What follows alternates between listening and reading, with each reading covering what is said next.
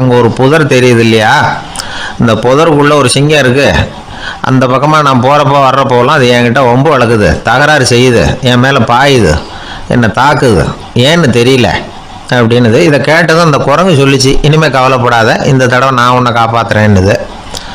அதுக்கப்புறம் ஒரு நாள் அந்த குரங்கும் கழுதியும் அந்த புதர் பக்கமாக போய்கிட்டு இருந்தாங்க. எதிர்பார்த்தது மாதிரியே நடந்தது. அந்த சிங்கம் எதிரில் வந்தது, கழுதியை பார்த்தது, உடனே அது மேலே பாய ஆரம்பிச்சுட்டுது. அவ்வளவுதான். உடனே இந்த குரங்கு என்ன பண்ணிச்சு தெரியுமா, கிடுகிடுன்னு ஒரு மரத்து மேலே ஏறி உட்காந்துக்கிட்டுது. அங்கே உட்காந்துக்கிட்டு கீழே அந்த கழுதியும் சிங்கமும் போடுற சண்டையை வேடிக்கை பார்க்க ஆரம்பிச்சுட்டுது. கொஞ்ச நேரம் கழித்து அடிபட்ட காயத்தோடு அந்த கழுதை மெதுவாக நடந்து வந்தது.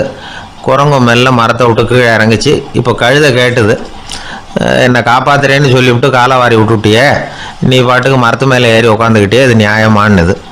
குரங்கு பரிதாபமாக அதை பார்த்துது. நான் மரத்து மேலே இருந்து நீங்கள் 2 பேரும் சண்டை போட்டதை பார்த்துக்கிட்டு தான் இருந்தேன். உன்னோட சத்தம் தான் அதிகமாக இருந்தது, அது நீ சிரிக்கிற மாதிரி எனக்கு கேட்டுது, அதனால் நீ தான் ஜெயிச்சுக்கிட்டு இருக்க போல இருக்கு அப்படின்னு நினச்சிவிட்டேன்னுது. இன்றைக்கி பல பேர் இப்படி தான் இருக்கிறாங்களாம். யார் ஜெயிக்கிறாங்க யார் தோக்குறாங்கங்கிறத முகத்தை பார்த்து கூட கண்டுபிடிக்க முடியறதில்ல, பேசுகிற பேச்சை வச்சு கூட கண்டுபிடிக்க முடியறதில்ல. தோற்கிறவங்க கூட சிரிக்கிற மாதிரி முகத்தை வச்சுக்கிறான். இன்றைய மனிதர்கள்கிட்ட ஏகப்பட்ட முரண்பாடுகள். பொய் முகங்களோட உலவுகிறவர்கள் தான் அதிகம். உண்மை முகம் எங்கே இருக்குது அப்படிங்கிறத புரிஞ்சுக்கிட்டு நண்பர்களை தேர்ந்தெடுக்கணும் அப்படிங்கிறது ஒரு முக்கியமான கருத்து.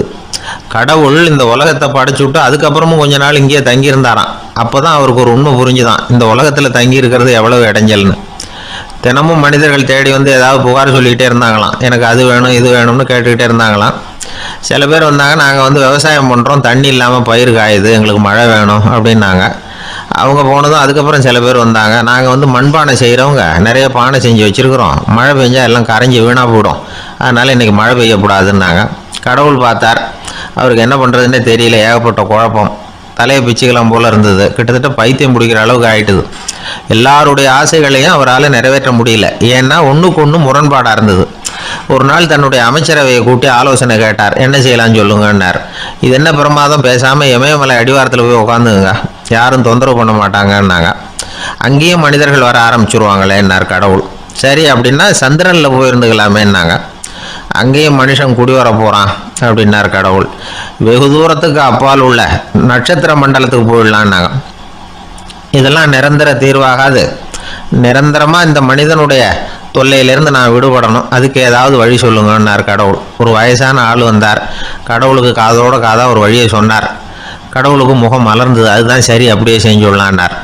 அந்த ஆள் சொன்ன ரகசியம் என்ன தெரியுமா, மனிதனால் அடைய முடியாத ஒரு இடம் இருக்குது, அது வேறு எங்கேயும் இல்லை, அவனுக்கு உள்ளே இருக்குது, அங்கே போய் மறைஞ்சுங்க, அதுக்கப்புறம் மனிதர்களால் உங்களுக்கு தொந்தரவு இருக்காதுன்னார். மனிதன் நினைக்காத இடம் அதுதான். அதாவது உள்ளுக்குள்ளே இருக்கிற உண்மையை புரிஞ்சுக்காம வெளியில் எங்கேயோ அது இருக்கிறதாக நினச்சி வரட்டிக்கிட்டு அலையிறான் மனுஷன். உள்ளே இருக்கிற உண்மை புரிஞ்சா நாம் தன்னம்பிக்கையோடு தலை நிமிர்ந்து வாழலாம். வேடிக்கையாக ஒரு கதை சொல்லுவாங்க, இதை பாருங்கள், நம்ம பையன் எங்கே பணம் வச்சாலும் எடுத்து விட்றான், என்ன பண்ணுறதுன்னாங்க அம்மா. அப்பா கொஞ்சம் நேரம் யோசனை பண்ணார், அதுக்கப்புறம் சொன்னார், அவன் கண்ணில் படாத இடமா நம்ம வீட்டில் இருக்கிறது ஒரே இடம் தான், அங்கே பணத்தை வை திருட்டு போவாதுன்னார். அது எந்த இடம்னு கேட்டாங்க. அதுதான் அவன் பாட புஸ்தகம், அதில் வச்சிரு, அவன் தொடவே மாட்டான், பாட புத்தகத்தை தொடாமல் பரீட்சையில் வெற்றி பெற முடியாது அப்படிங்கிறத புரிஞ்சுக்கணும். உள்ளே இருக்கிற உண்மையை தொடாமல் வாழ்க்கையில் வெற்றி பெற முடியாது. அதனால் உண்மையை புரிஞ்சுக்கிட்டா வாழ்க்கையில் வெற்றி நிச்சயம். துருக்மேனியாவில் அஷ்காபாத் அப்படின்னு ஒரு நகரத்தில் ஒரு புவியியல் விஞ்ஞானி இருந்தார். அவர் ஒரு நாய்க்குட்டி வளர்த்தார். ஒரு நாள் முன்னிரவு நேரம் ஒரு மேஜைக்கு முன்னாடி உட்காந்து அந்த விஞ்ஞானி ஏதோ கணக்கு போட்டுக்கிட்டு இருக்கிறார். அவருக்கு ஒரு சின்ன பெண் குழந்தை, அது தொட்டிலில் தூங்கிட்டு இருக்குது. அந்த நாய்க்குட்டியும் ஒரு மூலையில் படுத்து அது பாட்டுக்கு தூங்கிட்டு இருந்தது. ஒரே அமைதி. அந்த நேரத்தில் திடீர்னு அந்த நாய்க்குட்டி துள்ளி எழுந்திரிச்சது, நேராக குழந்தைகிட்ட ஓடிச்சு. அந்த குழந்தைய அது போட்டிருந்த ட்ரெஸ்ஸோடு சேர்த்து கவ்வி தூக்குச்சு, தூக்கிக்கிட்டு வாசல் பக்கம் ஓடிச்சு. நாய்க்குட்டி குழந்தைய கவ்வி தூக்க முடியுமாங்கிற சந்தேகம் உங்களுக்கு இல்லையா? நீங்கள் வந்து நம்ம ஊர் நாய்க்குட்டியவே பார்த்து பழக்கப்பட்டிருக்கீங்க, அதனால் நம்புறதுக்கு சிரமமாக இருக்கும். அந்த ஊர்ல எல்லாம் அது வந்து ரொம்ப ஸ்ட்ராங்காக இருக்கும், ஒரு ஏதோ கண்ணுக்குட்டி மாதிரி இருக்கும். விஞ்ஞானி அதை பார்த்துட்டார். உடனே அந்த நாய்க்கு வந்து வெறி பிடிச்சிட்டுதுன்னு முடிவு பண்ணிட்டு தன்னோட கை துப்பாக்கியை எடுத்துக்கிட்டு ஓடி வந்தார். அவர் வெளியில வந்து நாய்க்குட்டி எங்க அப்படின்னு பார்த்து தேடுறார். அந்த நேரத்தில் அந்த வீடு வந்து இடிஞ்சு விழுது. காரணம் பூமி அதிர்ச்சி. இப்படி பூமி அதிர்ச்சி உண்டாக போகுதுங்கிறது இந்த நாய்க்குட்டிக்கு முன்னாடியே தெரிஞ்சு போச்சு. அதுதான் குழந்தைய தூக்கிட்டு வெளியில ஓடு வந்திருக்குது. அது மூலமா அந்த குடும்பத்தையே காப்பாத்தி இருக்குது அந்த நாய்க்குட்டி. இந்த சம்பவம் நடக்கிறதுக்கு 3 நாளைக்கு முன்னாடியே சில பிராணிகளுக்கு இப்படி நடக்க போகுதுங்கிறது தெரிஞ்சிருக்குதான். ஆமா, அந்த நகரத்துல 3 நாளைக்கு முன்னாடியே பாம்பு, பல்லி இதெல்லாம் அது தங்கியிருந்த வலையை விட்டு வெளியில ஓடி வந்துட்டுது. அதே மாதிரி அங்கிருந்த புறாவெல்லாம் பறந்து போயிடுச்சான். இதே மாதிரி யுகோஸ்லோவியாவில் கூட ஒரு நகரம், அங்க ஒரு நாள் ராத்திரி ஒரு மிருக காட்சி சாலையில திடீர்னு ஒரு பெரிய கலவரம், கூச்சல், குழப்பம். அங்க இருந்த கழுதை, புலி, யானை, பறவை எல்லாம் கண்ணாபின்னான்னு கத்த ஆரம்பிச்சுட்டுது. நீர் யானை அதுக்குன்னு போட்டிருந்த தடுப்பையே தாண்டி குதிச்சு வெளியில வந்துட்டுதான். மறுநாள் தான் எல்லாருக்கும் விஷயம் புரிஞ்சுது. அடுத்த நாள் காலையில அங்க பூமி அதிர்ச்சி உண்டாயிட்டுது. இப்போ பாருங்க, அதாவது மனுஷனை போய் தீர்க்க தரிசி அது இதுன்னு சொல்லிட்டு இருக்கிறோம். இவனை விட அது பரவாயில்லைன்னு தோணுது. அதாவது மிருகங்கள் ஒன்று நடக்க போகுதுங்கிறத முன்னாடியே புரிஞ்சுக்குதே. சரி, இதெல்லாம் எப்படி அது முன்கூட்டி புரிஞ்சுக்குது? அதுதான் படைப்பு ரகசியம். அதை கண்டுபிடிக்கிறதுக்கு தான் மனுஷன் வந்து ஆராய்ச்சி பண்ணிட்டு இருக்கிறான். விஞ்ஞானிகளோட ஆராய்ச்சியெல்லாம் ஒரு பக்கம் இருக்கட்டும், வீட்டுக்குள்ளேயே சில ஆராய்ச்சி பண்ணி பாருங்களேன். இப்போ சில யோசனை சொல்லி அதை சோதனை பண்ணி பாருங்க அப்படின்னு ஒருத்தர் சொன்னாராம். அதாவது இப்போ மழை வருமா வராதா அப்படின்னு தெரிஞ்சுக்கணுமா, உடனே ஒரு பூனைக்குட்டி பின்னாடியே மெதுவாக போய் அது என்ன செய்யுதுன்னு கவனித்து பார்க்கணும். பூனைக்குட்டி தன்னோட பாதத்தினால சுகத்துல வந்து அப்படி கீறிக்கிட்டு இருக்கும். அப்படி கீறினா கண்டிப்பா மழை வரும். சில சமயம் பூனைக்குட்டி அப்படி மல்லாந்து படுத்துக்கிட்டு பாதத்தை உயர தூக்கும், அப்படியும் அப்படியும் புரளும். இப்படி செஞ்சதுன்னா அன்னைக்கும் மழை இருக்காது. அதனால முன்னாடி இருந்தது மழை வர்றதுக்கு அறிகுறி, இது மழை இல்லைங்கிறதுக்கு அறிகுறி. பறவைகள், பிராணிகள் இதுகளோட நடவடிக்கைகளை பார்த்துட்டு அதையெல்லாம் அடிப்படையாக வச்சுதான் காலநிலையை கண்டுபிடிக்கிற கருவிகளை கண்டுபிடிச்சிருக்கிறாங்க. வாத்து இருக்குல்ல, சில சமயம் தன்னோட அழகை தன்னோட இறகுகளில் அப்படியே புதைச்சிக்கும். அப்படி செஞ்சா குளிர்காலம் வரப்போகுதுன்னு அர்த்தம். பருவநிலை குளிரா மாறப்போகுதுங்கிறதுக்கு இதுதான் அறிகுறி. சிட்டுக்குருவி இருக்குதுல்ல, அதெல்லாம் புழுதியில் உழுந்து புரளும், சிறகுகளை வந்து படபடன்னு அடிச்சுக்கும். அப்படி செஞ்சா மழை வரப்போகுதுன்னு அர்த்தம். ஒன்று மட்டும் நாம நல்லா தெரிஞ்சுக்கணும், இயற்கையின் சீற்றம்னு சொல்றோம் இல்லையா, இயற்கை ஏன் நம்ம மேல கோவப்படுது? இயற்கையை நாம அனுசரிச்சு போறதில்ல, அதனால கோவப்படுது. காடுகளை அழிக்கப்படாது, விலங்குகளை கொல்லப்படாது, இயற்கை ஏற்படுத்தி வச்சிருக்கிற சமநிலையை கெடுக்கப்படாது. அதை புரிஞ்சுக்கிட்டு வாழ்ந்தோம்னா பூமியும் நடுங்காது, நாமளும் நடுங்க வேண்டிய அவசியம் இருக்காது. ஒருத்தர் இருந்தார், சாராய கடைக்கு போனாராம், நிறைய சாப்பிட்டார். அப்புறம் சொன்னார், இது ரொம்ப அற்புதமான சரக்கு போல இருக்கு, உள்ள போன உடனே இந்த பூமியே நடுங்கிறது மாதிரி இருக்கு எனக்கு அப்படின்னாராம். இதுக்கு கடைக்காரர் சொல்லியிருக்கார், நீங்க சாப்பிட்டது வெறும் பச்சை தண்ணி தாங்க, இப்ப ஏற்பட்டிருக்கிறது நிஜம் பூமி அதிர்ச்சி அப்படின்னாராம். ஒருத்தன் வேகமா ஓடி வந்தான். ஏப்பா அப்படி தலை தெறிக்க ஓடி வர்றேன்னு கேட்டேன். பின்னாடி துரத்திக்கிட்டு வருது சார் அப்படின்னா. ஏதாவது நாய் துரத்திக்கிட்டு வருது போல இருக்கு அப்படின்னு நினைச்சு அவனுக்கு பின்னாடி பார்க்குறேன். கண்ணுக்கு எட்டின தூரம் வரைக்கும் எதுவுமே தெரியல. ஏன்பா எதுவும் உன்னை துரத்துறது மாதிரி தெரியலையே என்ன, நல்லா பாருங்க சார் அப்படின்னா. பார்த்துட்டு தான் சொல்கிறேன் என்ன, இதோ பாருங்க சார் இதுதான் என்னை துரத்துது அப்படின்னு அவன் காட்டுறான். அவன் சுட்டி காட்டின இடத்துல பார்த்தா அங்கே அவனுடைய நிழல் தான் தெரியுது. என்னப்பா சொல்கிற அப்படின்னு சொல்லி அவனை சந்தேகமாக பார்த்தேன். அதுக்கப்புறம் தான் விவரமாக பேசினான். சார் எனக்கு என் நிழலை கண்டா பிடிக்கிறதில்ல, எப்போ பார்த்தாலும் இது என்னையே பின்தொடர்ந்து வந்துக்கிட்டு இருக்குது, இதை என்னால் சகிக்கவே முடியல, இதை என்கிட்டேருந்து பிரிக்கிறதுக்கு எவ்வளவோ முயற்சிகள்லாம் பண்ணி பார்த்துட்டேன், முடியலன்னா. அப்படி என்னென்ன முயற்சிகள் பண்ணினேன் அப்படின்னு கேட்டேன். அவன் என்னென்ன செஞ்சாங்கிறத விவரமாக சொன்னான். அவன் என்ன பண்ணியிருக்கிறான், ஒரு பெரிய குழியை தோண்டி அதில் தன்னுடைய நிழலை புதைச்சிருவோம் அப்படின்னு முடிவு பண்ணிட்டு மண்வெட்டி எடுத்துக்கிட்டு தோட்டத்து பக்கம் போயிருக்கான். ஆழமாக ஒரு குழியை தோண்டியிருக்கான். குனிஞ்சு பார்க்குறான். அந்த குழிக்குள்ளே தன்னுடைய நிழல் தெரியுது. ஆஹா, இதுதான் சமயம், நிழல் இப்போ குழிக்குள்ளே இருக்கு, மண்ணை போட்டு மூடி போடலாம் அப்படின்னு நினச்சிக்கிட்டு கொஞ்சம் மண்ணை அள்ளி போட்டான். பார்த்தா இப்போ அந்த நிழல் அந்த மண்ணுக்கு மேலே வந்து நிற்கிது. இது ஏதுடா ரொம்ப போச்சு அப்படின்னு அவசரமாக மண்ணை வாரி போட்டு மூடி பார்க்குறான். குழி பூராவும் மூடி விட்டு பார்க்குறான், மறுபடியும் நிழல் மேலே வந்து உட்காந்துக்கிட்டு இருக்குது. சரி, இதை வந்து குழியில் புதைக்க முடியாது அப்படின்னு முடிவு பண்ணிட்டு இதை இங்கேயே இப்படியே விட்டுட்டு ஒரே ஓட்டமாக ஓடி போடுவோம் அப்படின்னு நினச்சி எடுத்தான் ஓட்டம். அது காலை நேரம். இவன் மேற்க நோக்கி ஓடிக்கிட்டு இருக்கிறான். ஓடி ஓடி பார்க்குறான், நிழல் இவனை விட வேகமாக இவனுக்கு முன்னாடி ஓடிக்கிட்டு இருக்கு. சரி, திரும்பி ஓடி பார்ப்போம் அப்படின்னு நினச்சிக்கிட்டு அப்படியே சடார்னு திரும்பி ஓட ஆரம்பித்தான். பார்த்தான், அப்பாடா நிழலை காணலை. கொஞ்ச தூரம் ஓடி ஒரு இடத்துல நின்று அப்படியே சாவகாசமாக திரும்பி பார்க்குறான். பின்னாடி நின்றுட்டு இருக்குது நிழல். இப்படி ஓடி வந்து தான் இங்கே நம்ம முன்னாடி நின்று தன்னுடைய அவஸ்தையை சொல்லிகிட்டு இருக்கிறான். இந்த நிழலை துரத்துறது அல்லது வெட்டி விடுறது, இதுக்கு ஏதாவது வழி இருக்கா சொல்லுங்கள் சார் அப்படிங்கிறான்.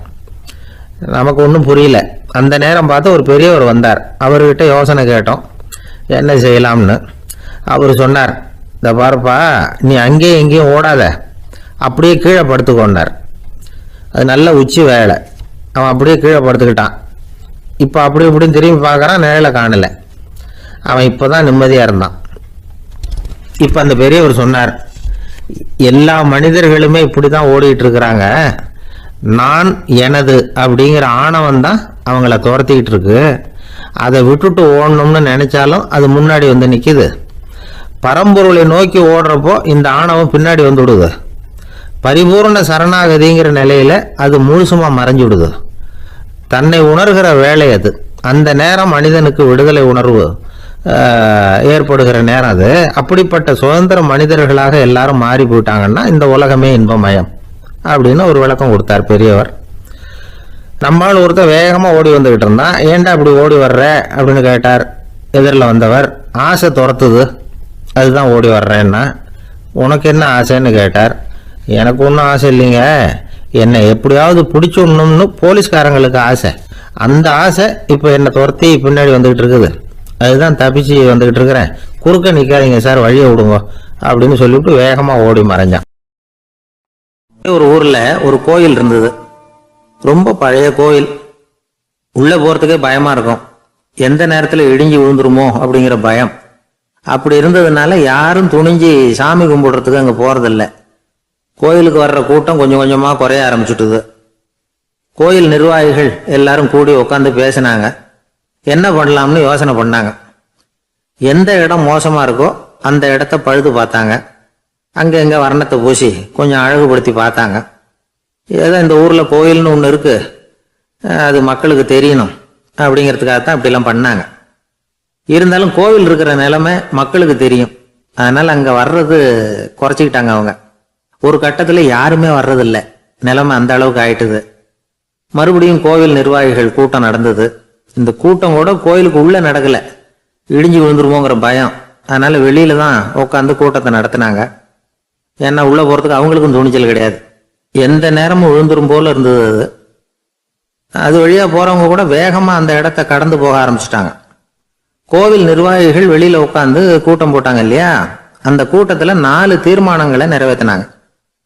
அது என்ன 4 தீர்மானம்னா, முதல் தீர்மானம், இந்த கோவிலை இடிப்பது அப்படிங்கிற முடிவை இந்த கமிட்டி மிகவும் வருத்தத்துடன் ஏற்றுக்கொள்ளுகிறது அப்படின்னு நிறைவேற்றினாங்க. இதுக்கு பதிலாக இன்னொரு கோவிலை உடனடியாக கட்டி முடிச்சுடணுங்கிறது 2வது தீர்மானம்.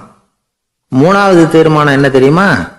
பழைய கோவிலின் கதவுகள், அதிலிருந்து பிரித்து எடுக்கிற செங்கல், இதையே புது கோவில் கட்டுவதற்கு பயன்படுத்தி கொள்ள வேண்டியது. பழைய கோவில் இருந்த மாதிரியே அதே வடிவத்தில் புது கோவிலையும் கட்ட வேண்டியது. பழைய கோவிலின் அஸ்திவாரத்தை அப்படியே வச்சுக்கிட்டு அதுக்கு மேலே நாம் கோவிலை கட்டிக்க வேண்டியது.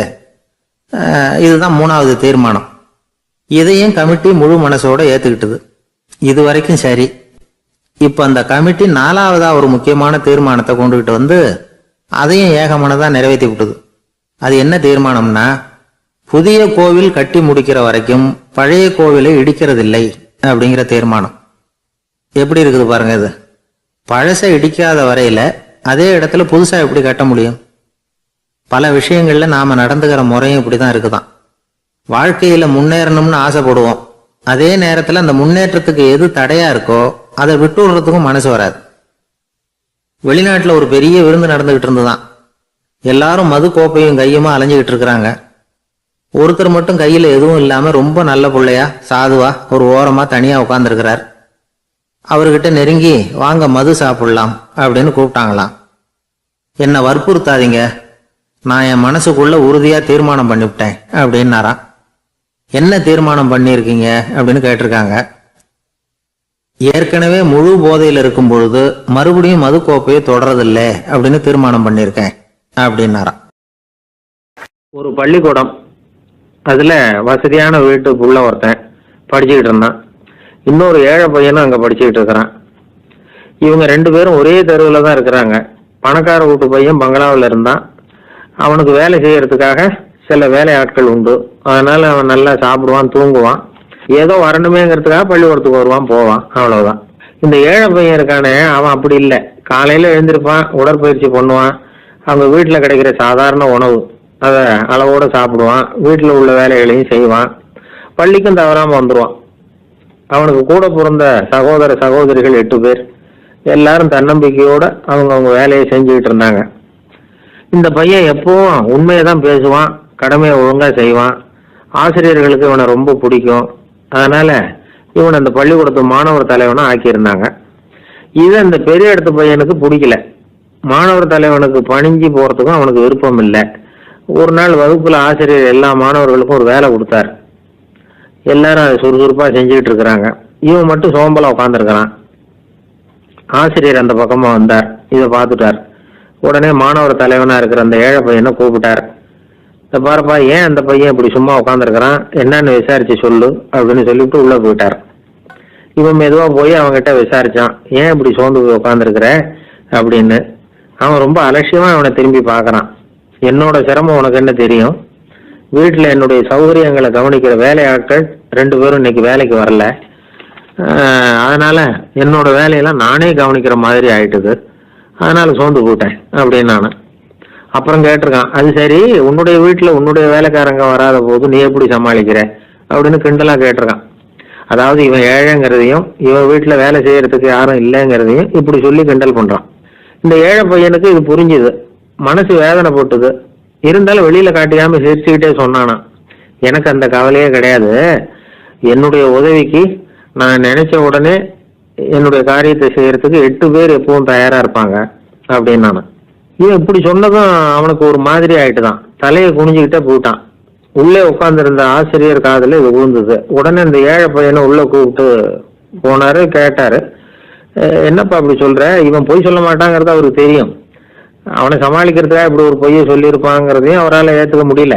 ஏன்பா, நீ நினைக்கிற காரியத்தை செய்ய 8 பேர் தயாரா இருக்கிறதா சொன்னிய, உன்னுடைய சகோதர சகோதரிகளை குறிப்பிட்டு அப்படி சொன்னியா அப்படின்னு கேட்டார். இல்லைங்க ஐயா, நான் அவங்கள குறிப்பிட்டு அப்படி சொல்லலைன்னா. அப்படின்னா பொய் சொன்னியா? இந்த சின்ன விஷயத்துக்கு அப்படி பொய் சொல்லலாமான்னார். ஐயா, நான் பொய்யும் சொல்லலைன்னா. இவன் அப்படின்னா நீ சொன்னதுக்கு என்ன அர்த்தம்னார்.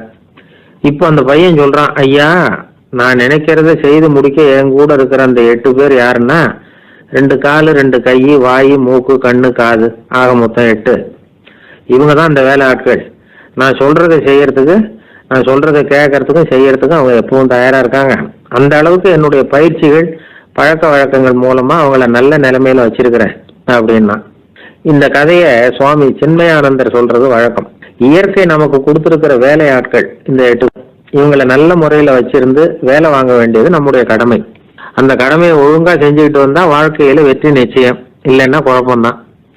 புத்தி சரியா இல்லைன்னா இந்த வேலையாட்கள் நாம சொல்றதை கேட்க மாட்டாங்க. ஒருத்தன் குடி போதையில தள்ளாடி தள்ளாடி போய் ஒரு மரத்துல முட்டிக்கிட்டானான். தலையில கட்டு போட்டுக்கிட்டு மறுநாள் வந்திருக்கான். ஏன்டா அப்படி பண்றேன்னு கேட்டிருக்காங்க. நான் ஒதுங்கி போன்னு தான் சொன்னேன், அது கேட்கல அப்படின்றான். எது கேட்கல? உன்னோட காலா அப்படின்னு கேட்டிருக்காங்க. இல்லைங்க, அந்த மரம் அப்படின்னு நானா. இந்த உலகத்துல உண்மையாவே வேதாந்தம் பேசுறவங்களும் உண்டு. உள்ளுக்குள்ள வேற மாதிரி இருந்துகிட்டு வெளியில வேதாந்தம் பேசுறவங்களும் உண்டு. ஒரு ஆள் இருந்தார். அவரு ஒரு கடை வச்சு வியாபாரம் பண்ணிக்கிட்டு இருந்தார். மகா கஞ்சன், யாருக்கும் எந்த உதவியும் செய்ய மாட்டார். எச்சில் கையென்ன ஈர கையை கூட உதற மாட்டார். அப்படிப்பட்ட மனுஷன். அந்த ஊருக்கு ஒரு முனிவர் வந்துகிட்டு இருந்தார். வருஷத்துக்கு ஒரு தடவை வருவார். 1 நாள் 2 நாள் இருப்பார், அப்புறம் போயிடுவார். அந்த முனிவர் வர்றப்போலாம் இந்த ஆள் எழுந்திரிச்சு ஓடி போய் அவரை வரவேற்பான். ரொம்ப பெரிய வேதாந்தி மாதிரி அவர்கிட்ட பேசிக்கிட்டு இருப்பான். காயமே இது பொய், வெறும் காற்றடைத்த பையம்மா, தர்மம் தலைகாக்கும்மா. பணம் என்ன சார் பணம்? இன்னைக்கு ஒருத்தங்க கையில் இருக்கும், நாளைக்கு ஒருத்தங்க கையில் இருக்கும், எல்லாம் மாயம். எனக்கு தான் இன்னமும் இந்த சம்சார பந்தத்திலிருந்து விடுபடுறதுக்கு நேரம் வரலேம்மா. அந்த முனிவரும் இந்த ஆள் இப்படி சொல்றதை கேட்ட உடனே, ஏப்பா அப்படி சொல்ற? இப்போ கூட நீ சரின்னு சொல்லு, உனக்கு தீட்சை கொடுத்து இதுல இருந்து விடுபடுற ஞானத்தை போதிக்கிறேன் பார். உடனே அந்த ஆள் என்ன சொல்லுவான் தெரியுமா? ஐயோ சாமி, இப்போ அது எப்படிங்க முடியும்? பிள்ளைங்கள்லாம் சின்ன சிறுசுங்க, அதுகளுக்கெல்லாம் ஒரு கல்யாணம் காட்சின்னு செஞ்சு கடமையை முடிச்சுட்டா நீங்க சொல்றபடி செஞ்சு விடலாமா. சரி, இன்னும் முனிவர் போயிடுவார். அடுத்த வருஷம் வருவார். இவன் வழக்கம் போல் வேதாந்தம் பேசுவான். சரி, தீட்சை கொடுக்குறேன் வா அம்பார். பேரம்பேத்தியை பார்க்கணும், கோர்ட்டில் கேஸ் ஒன்று இருக்குது, அது முடியணும் அப்படின்னு தயங்க ஆரம்பிச்சிருவான். எல்லாம் சொல்லுவான், ஆனால் குடிக்கிறதுக்கு தண்ணி கூட கொடுக்க மாட்டான். ரொம்ப வருஷம் கழித்து மறுபடியும் ஒரு நாள் அந்த ஊருக்கு முனிவர் வந்தார். இவன் கடைக்கு வந்தார். அப்புறம் அங்கே கல்லாவில் நம்ம ஆள் இல்லை, அவன் புள்ள தான் உட்காந்துருக்கிறான். அப்பாவை போலவே புள்ளைய எழுந்திரிச்சு ஓடியாந்து முனிவரை வரவேற்றான். அப்பா எங்கன்னு விசாரிச்சார் முனிவர். ஐயோ, அதை ஏன் கேட்குறீங்க சாமி, உங்ககிட்ட தீட்சை வாங்கி இந்த சம்சார பந்தத்திலேருந்து விடுதலை பெறணும்னு சொல்லிக்கிட்டே இருப்பார். அது நிறைவேறாமலே போய் சேர்ந்துட்டார். போன மாதம் ஒரு நாள் திடீர்னு நெஞ்சு வலிக்குதுன்னார், அவ்வளோதான் போட்டுன்னு போயிட்டார் அப்படின்னு புலம்புனான் பையன். இதை கேட்டதும் முனிவர் சிரிச்சாரான். அவன் எங்கடா போவான், உன் அப்பா எங்கேயும் போகல, இதோ வாழை ஆட்டிக்கிட்டு உன் காலடியிலே இருந்துக்கிட்டு இருக்கான் பார் அப்படின்னு சொல்லி அங்கே நின்றுக்கிட்டு இருந்த ஒரு நாயை சுட்டி காட்டினாரான். என்ன சாமி சொல்கிறீங்க அப்படின்னு ஆச்சரியமாக கேட்டிருக்கான் பையன். உடனே முனிவர் அந்த நாயோட தலையில் ஒரு தட்டு தட்டி பேசுகிறா அப்படின்னாரான். உடனே அந்த நாய் வேதாந்தம் பேச ஆரம்பிச்சுட்டு தான். காயமே இது போய் வெறும் காற்றடைத்த பைய அப்படின்னு தான். முனிவர் சொன்னார், அடே இப்போவும் ஒன்றும் கெட்டு போகல, நீ விரும்புனா சொல்லு, உனக்கு தீட்சை கொடுத்து என் பின்னாடியே அழைச்சிட்டு போயிடுறேன், அங்கே அழைச்சிட்டு போய் உனக்கு ஞானத்தை போதிக்கிறேன், வர்றியா அப்படின்னு கேட்டிருக்காரு.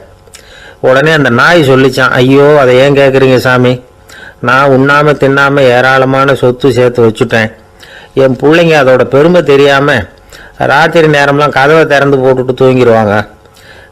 அதனால் இப்படி நாயாக பிறந்து ராத்திரி பகலாக சுற்றி சுற்றி காவல் காத்துக்கிட்டு கிடக்கிறேன். இப்போ எப்படி சாமி வர முடியும் அப்படின்னு கேட்டுதான். அறியாமையிலேயே சுகம் கண்டு இப்படி இருக்கிற ஆளுங்களுக்கு எப்படி விடுதலை கிடைக்கும், எப்போ விடுதலை கிடைக்கும் அப்படின்னு கேட்குறார் தசாவதானி, திருக்குறள் பேர் ராமையா. அவர் கேட்குறது நியாயம் தானே. இந்த காலத்து பையன் ஒருத்தன் அப்பா கிட்ட சொன்னான், அப்பா இன்னைக்கு நான் ₹1 மிச்சப்படுத்தி விட்டேன் அப்படின்னு. நானும் அப்படியா, என்னடா பண்ணேன்னு கேட்டிருக்கார் அப்பா. டவுன் பஸ்ஸில் ஏறாமல் அது பின்னாடியே ஓடியாந்தேன், ₹1 மிச்சம் தானே அப்படின்றான். அட பாவி, ஒரு ஆட்டோ பின்னாடி ஓடியாந்துருந்தா ₹10 மிச்சமாயிருக்குமே, வேஸ்ட் பண்ணிட்டியே அப்படின்னாரான் அந்த அப்பா. ஒரு மனுஷனுக்கு 3 விதத்தில் கர்வம் உண்டாகிறதுக்கு வாய்ப்பு உண்டு. பணம், பதவி, புகழ். பணம் அதிகமாக வந்தால் கர்வம் வரலாம், பதவி பெருசாக வந்துட்டுதுன்னா கர்வம் வரலாம், புகழ் அதிகமாக போனாலும் கர்வம் வரலாம். இந்த 3 வகையான கர்வத்துக்கும் இடம் கொடுக்காம இருக்கிறாங்க பாருங்க, அவங்க தான் சிறந்த மனிதர்கள். ஒரு பெரிய பொறுப்பில் இருக்கிறவங்களுக்கு கர்வம் வந்துடக்கூடாது. அப்படி வந்துட்டுதுன்னா அது எல்லாருக்கும் இடைஞ்சல். ஒரு ராஜா இருந்தார். அவர் ஒரு நாள் தன்னுடைய தலைநகரத்தை சுற்றி வந்துக்கிட்டு இருந்தார். ஒரு இடத்துல ஒரு அழகான நிலத்தை பார்த்தார். ஆஹா, இந்த இடத்துல நமக்குன்னு ஒரு மாளிகையை கட்டினா எவ்வளோ நல்லா இருக்கும் அப்படின்னு நினச்சார். ராஜா நினச்சா அது முடியாத காரியமா? சரி, இந்த நிலம் யாருக்கு சொந்தம்னு விசாரிங்க அப்படின்னார் பக்கத்தில் இருந்தவங்கக்கிட்ட. அவங்கெல்லாம் ஓடி போய் விசாரித்தாங்க. அந்த இடம் ஒரு வயசான கிழவிக்கு சொந்தம், வயசான அம்மாவுக்கு சொந்தமாக. அந்த அம்மா தான் அதில் ஒரு குடிசையை போட்டு குடியிருந்துகிட்டு இருக்கிறாங்க. சரி, அந்த நிலத்துக்கு ஒரு விலையை நிர்ணயம் பண்ணி அதை அந்த வயசான அம்மா கிட்ட கொடுத்துருங்கோ அப்படின்னு உத்தரவு போட்டார் ராஜா. ஆனால் அந்த அம்மா, இது எங்கள் பூர்வீக இடம், இதை விற்க மாட்டேன் அப்படின்னு சொல்லிவிட்டுது. சரி, 2 பங்கு விலை கொடுக்குறோம்னு சொல்லி பாருங்க அப்படின்னாங்க. அப்படியே சொன்னாங்க அரண்மனை ஆட்கள். அதுக்கும் சம்மதிக்கலை அந்த அம்மா. இதை கேள்விப்பட்டதும் ராஜாவுக்கு கோபம் வந்துட்டுது. தன்னுடைய ஆளுங்களை கூப்பிட்டார். போய் அந்த குடிசையை பிரித்து எறிங்க, காசெல்லாம் ஒன்றும் கொடுக்காதீங்க அப்படின்னு கத்தினார். அவ்வளோதான். அடுத்த நிமிஷம் அரண்மனை ஆசாமிகள் போனாங்க, குடிசையை பிரித்து எறிஞ்சாங்க. அந்த வயசான அம்மா இருக்குது, அதுவும் அந்த இடத்த விட்டு துரத்தி விட்டாங்க. அந்த இடத்துல ஒரு அரச மாளிகையை கட்டி முடிச்சிட்டாங்க. அந்த வயசான அம்மா பாவம், ராஜாவே இப்படி பண்ணால் யார்கிட்ட போய் முறையிட முடியும்? ஒரு ஞானி இருந்தார், அவர்கிட்ட போய் சொன்னாங்க. அவர் இவங்க சொன்னதை கேட்டு மனசில் வச்சுக்கிட்டார். ஒரு நாள் அந்த ராஜாவே இந்த ஞானியை கூப்பிட்டார். புதுசாக ஒரு மாளிகை கட்டியிருக்கிறேன், வந்து பாருங்கன்னு. சரின்னு சொல்லி இந்த பெரியவர் ஒரு நாள் அந்த மாளிகைக்கு போனார். சும்மா போகல, ஒரு கழுதையையும் ஓட்டிகிட்டு போனார். கொஞ்சம் சாக்குகள், வெத்து சாக்கு, அதையும் எடுத்து கழுதை முதுகில் போட்டு கழுதையை ஓட்டிகிட்டு போகிறார். ராஜா பார்த்தார். அவருக்கு இது ஆச்சரியமாக இருந்தது. என்ன இது, மாளிகைக்கு வந்துட்டு போங்கன்னு கூப்பிட்டா கழுதை சாக்கு இதெல்லாம் கூப்பிட்டு வராரு, ஒன்றும் புரியலையேன்னு நினச்சார். எதுக்காக இதெல்லாம்னு கேட்டார். அரசருடைய தோட்டத்திலேருந்து கொஞ்சம் மண் எடுத்துகிட்டு போகிறதுக்கு ஆசைப்பட்றேன், அதுக்கு நீங்கள் அனுமதி கொடுக்கணும் அப்படின்னாரு இவர். இது என்ன வேடிக்கையான கோரிக்கையாக இருக்குது அப்படின்னு நினச்சார் ராஜா. இருந்தாலும் மண்ணு தானே கேட்குறாரு, எடுத்துகிட்டு போகட்டுமே அப்படின்னு நினச்சார். சரின்னு அனுமதி கொடுத்தார். அந்த பெரியவர் தோட்டத்துக்கு போனார், மண்ணை வெட்டினார், சாக்கில் போட்டு நிரப்புனார். ராஜாவை கொஞ்சம் கிட்ட வாங்கன்னு கூப்பிட்டார். இந்த மண் மூட்டையை தூக்கி கழுதையோட முதுகில் வைக்கணும், கொஞ்சம் உதவி பண்ணுங்கன்னார். ஓ பண்ணுறேனே அப்படின்னு சொல்லி ராஜா கிட்ட போனார். மூட்டையை தூக்கி பார்க்குறாரு, முடியல, திணறி போயிட்டார். இப்போ அந்த ஞானி பேசினாராம், அரசே, இந்த ஒரு சாக்கு மண்ணையே உங்களால் தூக்க முடியல, அந்த கிழவிகிட்ட இருந்து அந்த அக்கிரமமாக அபகரித்த இந்த தோட்டம் பூராவையும் சுமக்கணும்னு ஆசைப்படுறீங்களே, அது உங்களால் முடியுமா அப்படின்னு கேட்டாராம். ராஜா யோசனை பண்ண ஆரம்பித்தார். தன்னுடைய செயலுக்காக வருத்தப்பட்டாராம். அந்த வயசான அம்மாவை உடனடியாக வரவழைச்சார். தாயே, தப்பு பண்ணிட்டேன், என்னை மன்னிச்சுக்குங்க, இன்னையிலேருந்து இந்த மாளிகையும் தோட்டமும் உங்களுக்கு தான் சொந்தம் அப்படின்னு சொல்லிவிட்டாராம். போகிறப்ப இந்த உலகத்திலேருந்து எண்ணத்தை எடுத்துகிட்டு போக போகிறோம், அதனால் ரொம்பவும் அலட்டிக்க வேண்டியதில்லை, கர்வப்பட வேண்டியதில்லை அப்படிங்கிறது ஒரு பெரிய உபதேசம். ஒரு பெரிய மனுஷன் சாக கிடந்தார், ரொம்பவும் அழுதார். ஏன் அழறீங்க அப்படின்னு கேட்டாங்க சுற்றி இருந்தவங்க. நான் சாகிறதுக்காக கவலைப்படலை, நான் நம்ம ஜனங்களுக்காக எவ்வளவோ காரியம்லாம் செஞ்சுக்கிட்டு வந்தேன். நான் செஞ்சுக்கிட்டு வந்த சேவையை இனிமேல் யார் செய்ய போகிறாங்க, அது யாரால முடியும், அதை நினச்சி தான் அழறேன் அப்படின்னாராம். ஒருத்தர் முன்னாடி வந்தார். அதுக்காக நீங்கள் கவலைப்படாதீங்க, உங்கள் சேவையை தொடர்ந்து செய்யறதுக்கு என்ன மாதிரி இளைஞர் பட்டாலும் தயாராக இருக்குது, இருந்தாலும் எங்கள் கவலை என்னன்னா அப்படின்னு இழுத்தார். என்ன சொல்லுங்கன்னு கேட்டார் அவர். நீங்கள் இதுவரைக்கும் என்ன சேவை செஞ்சுக்கிட்டு வந்தீங்க, அதுதான் எங்களுக்கு இன்னமும் புரியாத புதிராக இருக்குது அப்படின்னாராம் அவர். சில பேரை இப்படி சொல்கிறது உண்டு, அடுத்தவங்களை அனுசரித்து நடந்துக்க தெரியல, அவன் என்ன சார் மனுஷன் அப்படிம்பாங்க. சக மனிதர்களோட எப்படி பழகிறது அப்படின்னு தெரியாததுனாலேயே பல பேர் இன்னைக்கு சங்கடப்பட்டுக்கிட்டு இருக்கிறாங்க. வசதி வாய்ப்பெல்லாம் சரியாக இருக்கும், ஆனால் வாழ்க்கை சரியாக இருக்காது. இன்னொருத்தர்கிட்ட எப்படி பேசுறது பழகிறதுங்கிறது தெரியாததுனால தான் இந்த அவஸ்தை. சரி, இந்த அவஸ்தை இல்லாமல் வாழறது எப்படி? இதுக்கு அனுபவசாலிகள் சில வழிமுறைகளை சொல்கிறாங்க. அதெல்லாம் என்னென்னங்கிறத இப்போ தெரிஞ்சுக்குவோம். முதல்ல நம்ம நாக்கு நம்ம கண்ட்ரோலில் இருக்கணும். வார்த்தைகளை கொட்டி விட்டு அதுக்கப்புறம் அள்ள முடியாமல் கிடந்து கஷ்டப்படக்கூடாது. எப்படி பேசுகிறோங்கிறதும் முக்கியம், பேசுகிறப்ப எப்படி முகத்தை வச்சிருக்கிறோங்கிறதும் முக்கியம். அன்பாக பேசினாலும் நல்லா இருக்கும். அப்படி பேசுகிறப்ப ஆதரவாக அவர் தோள் மேலே ஒரு கையை போட்டுக்கிட்டு பேசினா இன்னமும் நல்லா இருக்கும். ரெண்டாவது விஷயம், இன்னொருத்தர்கிட்ட பேசுகிறப்ப வாக்குறுதிகளை அள்ளி வீசக்கூடாது. கொடுக்குற வாக்குறுதி குறைச்சலாக இருக்கணும். அப்படி கொடுத்த வாக்குறுதியை கண்டிப்பாக நிறைவேற்றணும். நாம் ஒருத்தரை பாராட்டுறோம் அல்லது அவரை பற்றி அபிப்பிராயம் சொல்கிறோம்னா அது ஆக்கப்பூர்வமாக இருக்கணும். நம்ம பாராட்டு அல்லது விமர்சனம் அடுத்தவருடைய முன்னேற்றத்துக்கு உதவுறது மாதிரி இருக்கணும். நாம் சொல்கிறத கேட்டுட்டு அவன் தலையில் கையை வச்சுட்டு உட்காந்துடக்கூடாது. எப்பவும் உற்சாகமாக இருக்கணும், முகம் மலர்ச்சியாக இருக்கணும். மனுஷன் இருந்தால் வருத்தம், கவலை, ஏமாற்றம் எல்லாம் இருக்க தான் செய்யும். அதெல்லாம் மனசில் இருக்கட்டும். அந்த வருத்தமும் கவலையும் ஏமாற்றமும் சேர்ந்துக்கிட்டு நம்ம முகத்தில் இருக்கிற மலர்ச்சியை மூடி மறைக்கிறதுக்கு நாம் இடம் கொடுத்துடக்கூடாது. எந்த விஷயத்தை பற்றி யாருக்கிட்ட பேசினாலும் வெளிப்படையாக பேசணும், திறந்த மனசோட பேசணும். மூடி மறைச்சி முன்னு மூங்கிக்கிட்டு இருக்கக்கூடாது. இன்னொருத்தர்கிட்ட பேசுகிறப்போ விவாதம் பண்ணுங்க, அது தப்பு இல்லை, ஆனால் வாதாடிக்கிட்டு இருக்கக்கூடாது. அதாவது என்ன சொல்கிறாங்கன்னா, டிஸ்கஸ் பண்ணலாம், ஆர்கியூ பண்ணக்கூடாது. நம்மக்கிட்ட இருக்கிற நல்ல குணங்களை நாம் எடுத்து சொல்லிகிட்டு இருக்கக்கூடாது. அந்த நல்ல குணங்களே நம்மளை பற்றி எடுத்து சொல்லணும், அது மாதிரி நடந்துக்கணும். அதே மாதிரி அடுத்தவங்க கிட்ட உள்ள கெட்ட குணங்களை பற்றி அவசியம் இல்லாமல் நாம் பேச வேண்டியதில்லை. உங்களை பற்றி யாராவது தப்பாக பேசுகிறாங்களா, அப்படி அவங்க பேசுகிறதுல உண்மை இல்லையா அப்படின்னா அதை நீங்கள் பொருட்படுத்த வேண்டியதில்லை, விட்டுடலாம், அது தானாக போயிடும்.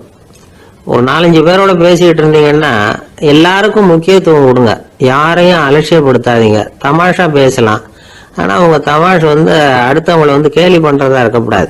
நமக்கு கிடைக்க வேண்டியது கிடைக்கலையே அப்படிங்கிற தவிப்பு நம்மக்கிட்ட இருக்கக்கூடாது, அது தேவையில்லை.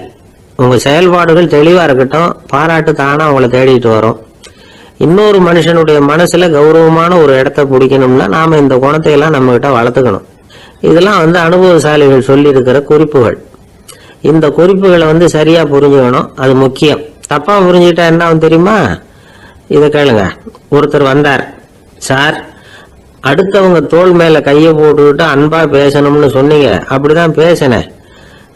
அவர் முதுகை கூட தட்டி கொடுத்தேன், என் வேலை போயிட்டுது சார், வீட்டுக்கு அனுப்பிச்சுட்டாங்க அப்படின்னார். யாருக்கிட்ட அப்படி பேசுனீங்கன்னு கேட்டோம். என் முதலாளிகிட்ட சார் அப்படிங்கிறார் ரொம்ப சோகமா.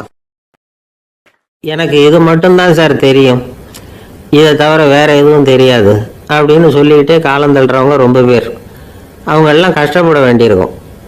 ஒருத்தர் தன்னுடைய தொழிலில் ரொம்ப கெட்டிக்காரராக இருக்கலாம், அதுக்காக எப்பவும் அதே ஞாபகத்தில் இருந்துக்கிட்டு உலகியல் அறிவு இல்லாமல் இருந்துடக்கூடாது, அது ஆபத்து. இதுக்காக நம்ம தாத்தா பாட்டிலாம் ஒரு கதை சொல்லுவாங்களே, கேள்விப்பட்டிருக்கீங்களா? ஒரு சமயம் ஒரு 4 பேர் சேர்ந்து வெளியூருக்கு பிரயாணம் போனாங்களாம். அந்த 4 பேர் எப்படி தெரியுமா? ஒருத்தர் வேதாந்தி, இன்னொருத்தர் சங்கீத வித்வான், 3வது ஆள் வைத்தியர், 4வது ஆள் ஜோசியர். இவங்க 4 பேரும் நண்பர்கள். அதனால் சேர்ந்து புறப்பட்டாங்க. வழியில் ஒரு ஊரில் தங்கினாங்க. இருட்டி போச்சு. அதனால் இன்றைக்கி ராத்திரி இங்கேயே தங்கி இருந்துட்டு நாளைக்கு புறப்படலாம் அப்படின்னு தீர்மானம் பண்ணாங்க. சாப்பாட்டுக்கு என்ன பண்ணுறது? அங்கேயே கடத்தெருவுக்கு போய் சாமான்லாம் வாங்கியாந்து சமைச்சு சாப்பிட்லாம்னு முடிவு பண்ணாங்க. 4 பேர் இருக்கிறதுனால ஆளுக்கு ஒரு காரியமாக செய்யலாம் அப்படின்னு வேலையை பிரிச்சுக்கிட்டாங்க. வைத்தியர் கரிகாய் வாங்க போனார், வேதாந்தி எண்ணெய் வாங்க போனார், ஜோசியர் பலசரக்கு வாங்க போனார், சங்கீத வித்வானுக்கு சமைக்கிற வேலை. எல்லாம் சரி, ஆனால் நடந்தது என்ன தெரியுமா?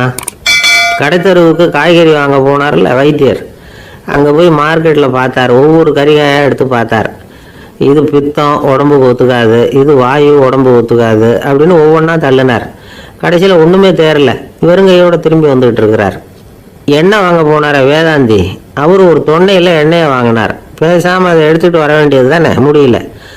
அவருடைய வேதாந்த மூளை சிந்திக்க ஆரம்பிச்சுட்டுது. இந்த தொன்னைக்கு எண்ணெய் ஆதாரமா அல்லது எண்ணெய்க்கு தொன்னை ஆதாரமா அப்படிங்கிற ஆராய்ச்சியில் இறங்கினார். என்னாச்சு தெரியுமா? அப்படி கவுத்து பார்த்தார். வாங்கின எண்ணெய் பூராவையும் வழியில் கொட்டிவிட்டு வெறும் தொண்டையோடு சேர்ந்தார்.